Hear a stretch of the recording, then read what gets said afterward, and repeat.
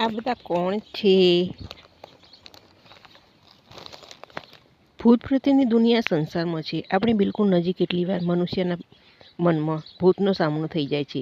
તે જ રીતે ભૂતોને પણ ભ્રમ થઈ જાય છે કે આપણે જીવતા છીએ. ન્યૂ હેમ્પશાયર ઉત્તર પૂર્વ અમેરિકાના ન્યૂ ઇંગ્લેન્ડ વિસ્તારનું એવું રાજ્ય જેની સીમા દક્ષિણ મેસેચ્યુસેટ્સ, પશ્ચિમમાં વેરમોન્ટ, પૂર્વમાં એટલાન્ટિક મહાસાગર અને ઉત્તરમાં કેનેડાની સાથે જોડાયેલી છે.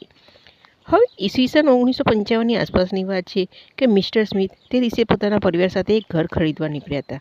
અત્યારે જો તેમનો પરિવાર રહેતો હતો તે જગ્યા બરાબર ન હતી.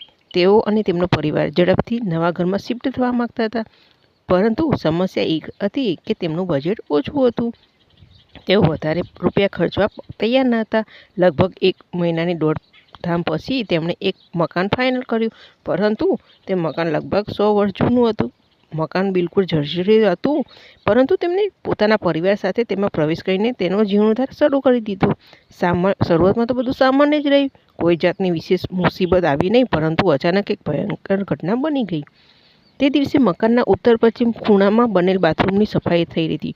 તો એક બાથટબ હતું જે લગભગ તૂટેલી અવસ્થામાં હતું.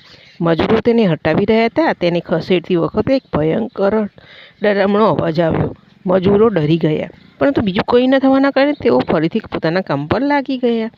તે બાથટબને ખસેડીને બહારની બાજુ એક તરફ મૂકી દીધું, જેથી તેને વેચી અથવા ફેંકી શકાય. પરંતુ તે દિવસથી ન જાણે કેમ એવું થયું કે ઘરમાં એક પછી એક ભયાનક ભૂતિયા ઘટનાઓ થવા લાગી. તે રાતે સ્મિથની સૌથી મોટી દીકરી મેરી જેની ઉંમર 14 વર્ષની હતી, તે પોતાના રૂમમાં ગાઢ નિંદ્રામાં હતી. અચાનક તેને લાગ્યું કે તેના પગને કોઈક જોરથી પકડી લીધા છે.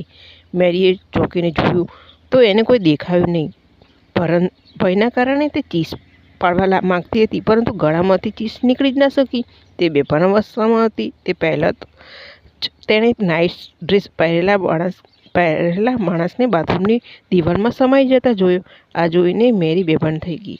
જ્યારે તે ભાનમાં આવી ત્યારે તેનો આખો પરિવાર તેની સાથે હતો. બધા ચિંતાગ્રસ્ત થઈ ગયેલા હતા. મોરીના મોઢા પર ભયનો પડછાયો હતો, પરંતુ સભાન અવસ્થામાં તેણે રાતના સમયે બનેલી ઘટના તેમને જણાવી દીધી. તે પછી તો પેલા માણસનું ભૂત તે પરિવારના દરેક સભ્યોએ જોયું. આવી ડરામણી ઘટનાઓ લગભગ રોજ થવા લાગી. થાકી જઈને સ્મિથના પરિવારે તે સમયના પ્રસિદ્ધ પેરાનોર્મલ ઘટનાઓના વિશેષજ્ઞ નોર્મન ગાથિયરનો સંપર્ક કર્યો.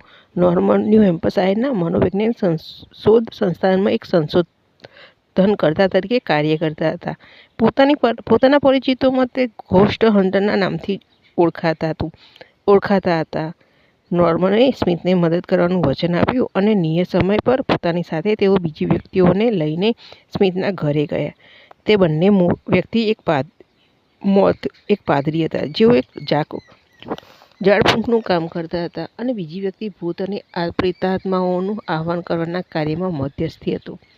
ઘરમાં પ્રવેશતા જ ગાથિયર પરિવારને જણાવી દીધું કે અહીંયા એક પ્રેતાત્મા રહે છે. તેની પુષ્ટિ પાદરીએ પણ કરી દીધી.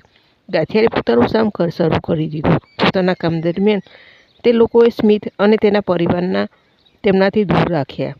લગભગ 48 કલાકમાં તેમનું કામ પૂરું કર્યા પછી ગાથિયરે સ્મિથને જણાવ્યું કે તેમને દેખાતો એક પ્રેતાત્મા એક વૃદ્ધ વ્યક્તિ માર્ટિનો છે, જે લગભગ 60 વર્ષની ઉંમરે માથાની નસ ફાટી જવાના લીધે મરી ગયું હતું. તે ઘર તેનું જ હતું. તે સમયે માર્ટિનનું મૃત્યુ થયું તે સમયે તે બાથરૂમમાં નાહી રહ્યો હતો. જોરદાર દુખાવાના કારણે અચાનક તેનું મૃત્યુ થઈ ગયું, જેનાથી તેને ખબર જ ના પડી કે તેનું મૃત્યુ ક્યારે થઈ ગયું, અને ભૂત બનીને આ મકાનમાં રહેવા લાગ્યું. ઘર ધીમે ધીમે જર્જરિત થવા લાગ્યું. કેટલાક વર્ષ પછી જ્યારે સ્મિથે તે ઘરને ખરીદ્યું અને તેનું સમારકામ શરૂ કર્યું, તો પેલો વૃદ્ધ માર્ટિન ચોંકી ગયો. તેને થયું કે આ બધા કોણ છે? તેના ઘરમાં કોણ પરિવર્તન કરે છે? પરંતુ જ્યારે તેના બાથટબને ખસેડીને નવું બાથટબ લગાડ્યું તો તેને બહુ જ ગુસ્સો આવ્યો, અને તેણે આ લોકોને હેરાન કરવાનું શરૂ કરી દીધું. આ ઘટના ન બને તે માટે ગાથિયર અને તેના સાથીદારોએ ઘરમાં મંત્રોચ્ચાર શરૂ કરી દીધા. તેમણે માર્ટિનને કેટલાય પ્રમાણોથી વિશ્વાસ અપાવ્યો કે તે મરી ગયો છે અને તે આ દુનિયાનો રહેવાસી નથી. માર્ટિનને પણ પ્રમાણ મળતો તે ત્યાંથી ગાયબ થઈ ગયો. લગભગ તે જ સમયે સ્મિથ અને તેમનો પરિવાર જ્યાં બેઠો હતો તેમની સામે દેખાયો, અને તેમના મોઢા પર સ્થિર પરંતુ ગાઢ દુઃખનો ભાવ દેખાયો હતો. તે એકદમ જોરથી દોડવા લાગ્યો અને તેની સામે રહેલા એક રૂમના બંધ દરવાજામાં પ્રવેશ કરી ગયો અને પછી ક્યારેય તે કોઈને ન દેખાયો.